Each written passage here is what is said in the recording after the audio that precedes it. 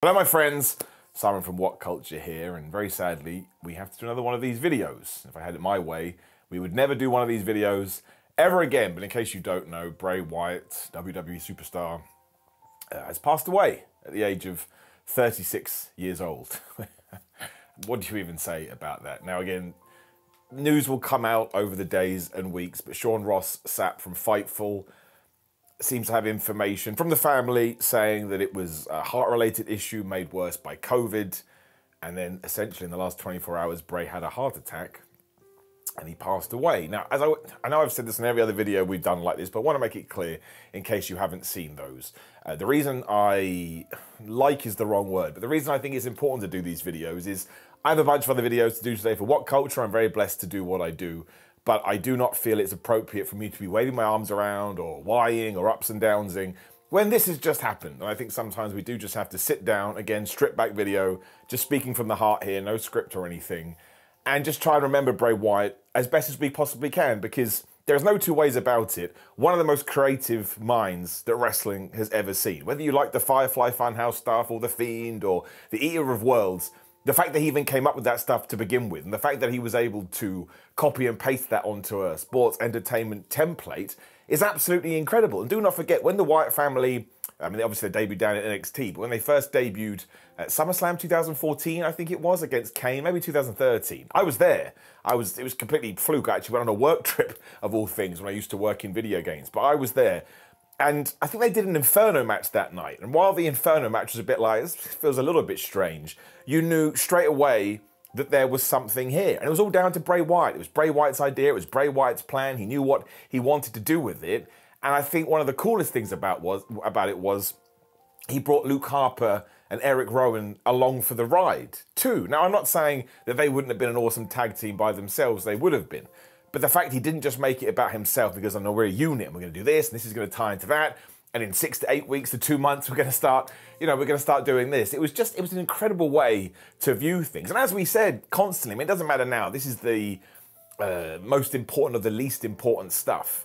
But WWE just never really booked him in the way that he should have been booked. I mean, it doesn't matter because, again, he still made an absolute impact on the wrestling landscape. But that was the criticism at the time. Like, he would get into these major feuds, but he wouldn't win. But I think that now, looking back in hindsight, almost ties into the genius. I use that word again because I do genuinely believe it. The genius of the character. Because if you can go into a predetermined world where wins and losses don't matter, but they also do matter, depending on how you're watching it, but you're still able to get inside people's heads. And look at the loyalty that his fan base have. I should also have said, sorry, I should have said at the start of the video, again, it's all a bit scattergun here, but more importantly than any of this, thoughts and feelings and love and whatever other positive word I can think of to his friends and family, because as hard as it is for us as fans who can't believe the news, I mean, I'm sure when you first saw it, you didn't want to believe it and you couldn't believe it. I know that's how I felt, but it'll be nothing compared to what they're going through. So again, just thoughts and feelings to them. And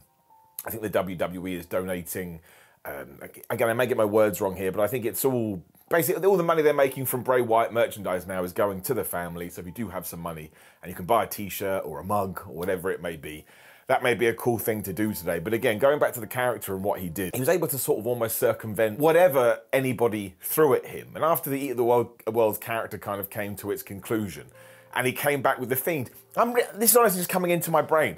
I have a very strange relationship with when Bray Wyatt debuted things, because I was at the Raw after WrestleMania when you had the first tease for the Firefly Funhouse, and the buzzard came out of the box. Because I remember I turned to Phil Chambers, who also works here at WhatCulture. I was like, was that a dinosaur? I thought it was a raptor, which is absolutely ridiculous, and it sums me up, I suppose. And I remember when I first saw the Firefly Funhouse, I was like, oh my gosh, he's lost it. He's gone totally crazy. And I think in many ways, that was because I thought WWE was going to WWE it. We go back to stuff like the gobbledygooker. But again, with Bray Wyatt's influence and anything that he was, manifesting in his brain, that became some of the best stuff that WWE had done in ages. And it also underlined and it reminded you why professional wrestling is so damn cool, because you can do whatever you want. You just have to make it work. You just have to believe in it. And you just have to buy into it as much as you possibly can. I mean, Bray Wyatt would hang around and talk to puppets. And yet when he came to the ring, you were still like, man, this guy's terrifying. And you're going to whoop somebody's ass. That does not just happen. You have to make it happen. And that's what he did. And I think it's a huge shame we never got to see what the ultimate plan for this Uncle Howdy stuff was. I was always massively intrigued by it. You know, it was definitely something there.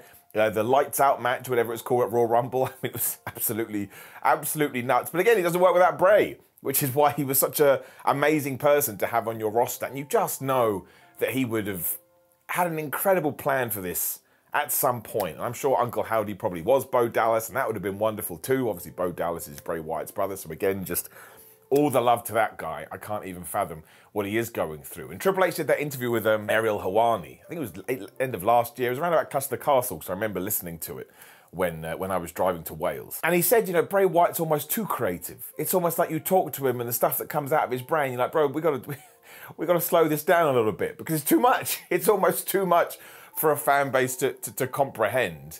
And it would have been great to see what their long-term relationship would have been like. Because I can only presume that a lot of the stuff we saw was Bray Wyatt and Vince McMahon working together. And Triple H has his own take. But all of this is, you know, it doesn't matter. It's all irrelevant. Like, he is a legend. He is a Hall of Famer. You know, to have this kind of influence on professional wrestling is... it's unheard of. Even more so in the sense you go back to that WrestleMania. He almost saved WrestleMania. Do you remember WrestleMania 36 that is in the Performance Center, and we did the Firefly Funhouse match with John Cena of all people. You know, one of the best ever. Oh my gosh, John Cena. And that was, you know, some of the great stuff that we saw that weekend. And would we have done that if the world hadn't have closed down? I don't think that we would have done. So once again, that is Bray Wyatt looking at the situation and goes, well, I've got a plan. And everybody else had to go and wrestle in an empty warehouse, which is not fun to go back and watch now. But that Firefly Funhouse match you'll be able to watch next year, 10 years, 15 years, 25 years. It's got legacy. And I can't believe that we're having this chat, even more so because, of course, I mean, Jay Briscoe only happened a few months ago, and Brody Lee happened a few years ago.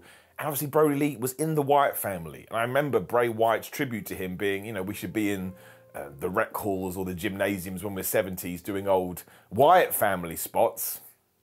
And now they've both passed away before they are 40. So this is just, like I say, a mini tribute to the man. I was always such a huge fan of his work. And when there is so much professional wrestling on TV, again, 52 weeks a year, multiple shows, multiple hours, especially if you're watching all the promotions, when you have someone like Bray Wyatt and you're never really 100% sure what he is going to do, it just makes it all the more fun and it makes it all the more crazy.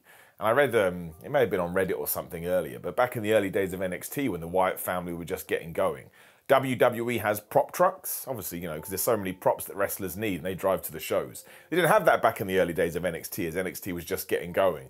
So Bray Wyatt would throw the original Wyatt family rocking chair into his pickup truck and he'd drive it to every single event. And I was like, that's it. That's the guy. That's the man. I mean, even as Husky Harris, you could tell that he had ideas, but that one just fell apart.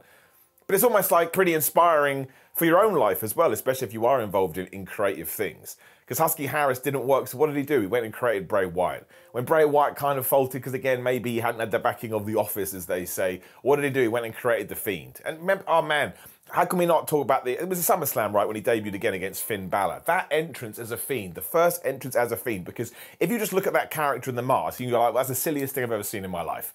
But when you bring the context into it and the lights and the music and just the way that Bray Wyatt played it, and Finn Balor, you know, he totally smashed it too. Man, that's a moment. That's a moment. And I tweeted this earlier, or X, whatever the hell we're calling it now. This would have been true regardless. But one of the coolest moments in professional wrestling history is when we were doing that storyline between Bray Wyatt and Roman Reigns. I can't remember who the hell the tag team they're facing is.